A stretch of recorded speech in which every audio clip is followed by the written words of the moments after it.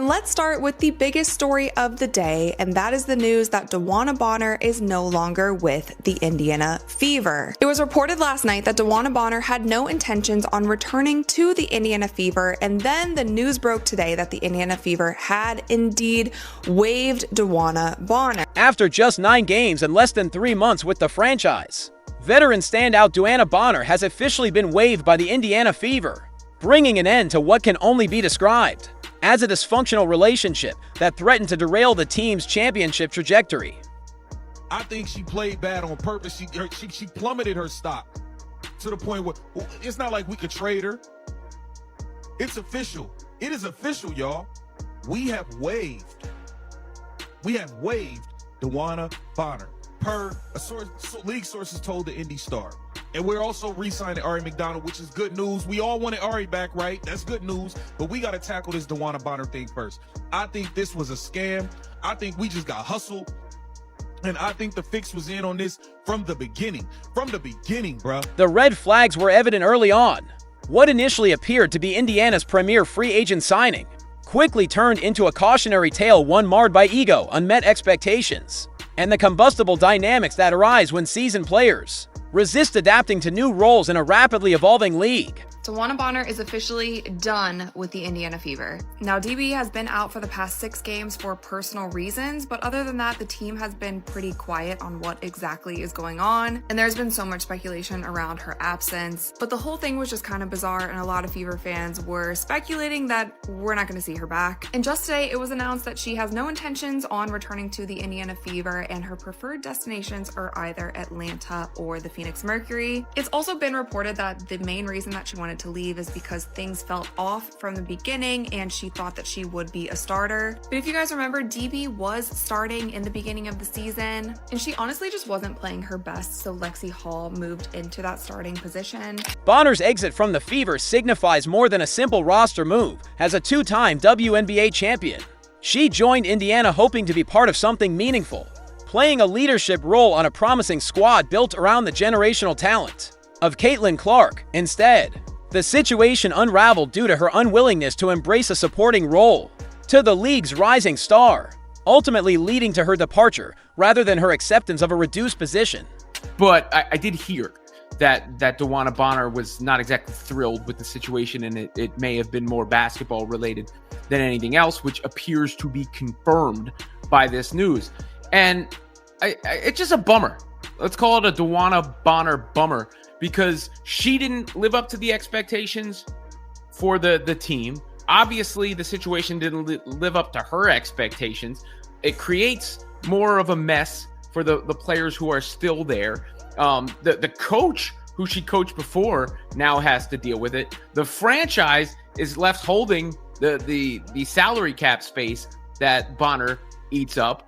And, you know, they have to adjust on the fly because the roster now needs to be improved. The tension began almost immediately upon her arrival in Indianapolis.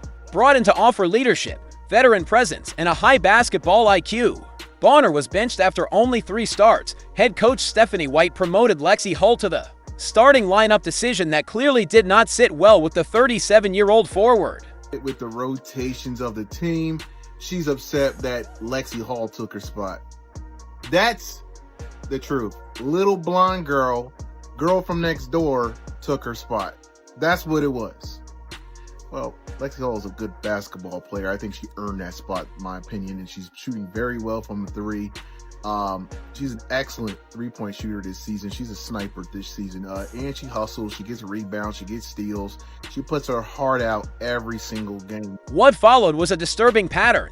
Bonner began missing games for what the organization diplomatically described as personal reasons. However, insiders painted a different picture. These absences weren't related to family emergencies or health issues. They were tied to her growing disinterest in playing for the Fever once her role was diminished. So the interesting part of all this was the personal reason stuff was a smokescreen. It was a cover-up. The timeline behind all this was DeWanna Bonner actually requested a trade. So trade requests are common. Well, if she requested a trade from me, that takes her out of the quitting portion. I think what happened is her salary was so exorbitant that they could not find the right combo of value in the teams that could match the players to make those numbers match. And it only being, 14 games into the season, there's not a lot of sample size of effectiveness, and I think it made the player evaluations kind of difficult for teams around the world. If you're enjoying the story so far, please consider subscribing. The statistics illustrate Bonner's declining impact and rising discontent. After averaging double-digit points across her previous 15 WNBA seasons, she managed only 7.1 points and 3.8 rebounds per game, shooting an underwhelming 30.5% from the field. Her minutes dropped to 21.3 per game, the lowest since her 2009 rookie campaign. But the main concern wasn't the numbers, it was her attitude. Multiple reports confirmed that Bonner requested a trade, specifically eyeing the Phoenix Mercury or Atlanta Dream. Her interest in Atlanta team featuring Brittney Griner raises serious concerns about the environment veteran players may be fostering around Caitlin Clark. The champion has no interest in returning to play for the Fever. The same sources indicated Bonner's preferred landing spots are with the Phoenix Mercury, her boo thang, or the Atlanta Dream. Bonner's agent, Mike Kund, had no comment regarding his client's standing with the Fever. No comment is a comment. No explanation is an explanation. If we were trying to get back, we would have said, oh, we're trying to get back. We're trying to work some things out behind the scenes so both parties are satisfied moving forward. We don't even get that. That speaks volume. Brittney Griner's presence in Atlanta adds another problematic layer to the unfolding situation. The 6'9" center has become one of the most polarizing figures in women's basketball, particularly in her interactions with Clark. Game analysis consistently shows excessive contact, aggressive screens, and behavior many analysts have described as targeting the league's most prominent star. Griner's foul rate in games involving Clark significantly exceeds her overall season average, indicating either inconsistent officiating or intentional physical play. With Bonner now potentially joining Griner in Atlanta, the league could see two veteran players with a documented history of issues, with Clark teaming up concerning development for a WNBA already grappling with the scrutiny surrounding its biggest draw. I'm an athlete competing at the highest level. I'm a perfectionist, and you want to be really good every single night. And, when you're not, that can frustrate you. But I think it's just reminding yourself of why you play this game and, how much fun you've had doing it over the course of, however many years it's been since you were a little kid. So I don't think that's changed at all. That's the reason I still play. And, this is what I've always dreamed of. So, for me, it's just fun, and it's just a game at the end of the day. And you hope Caitlin Clark can keep that energy the rest of the season. I think everybody wants to see that from her. But obviously, stuff like this gets to a team as well. Now, the question is, where do the Fever go from here? The timing of Bonner's departure is telling. Despite early season inconsistencies, the Fever were beginning to find their rhythm, particularly after Clark returned from injury.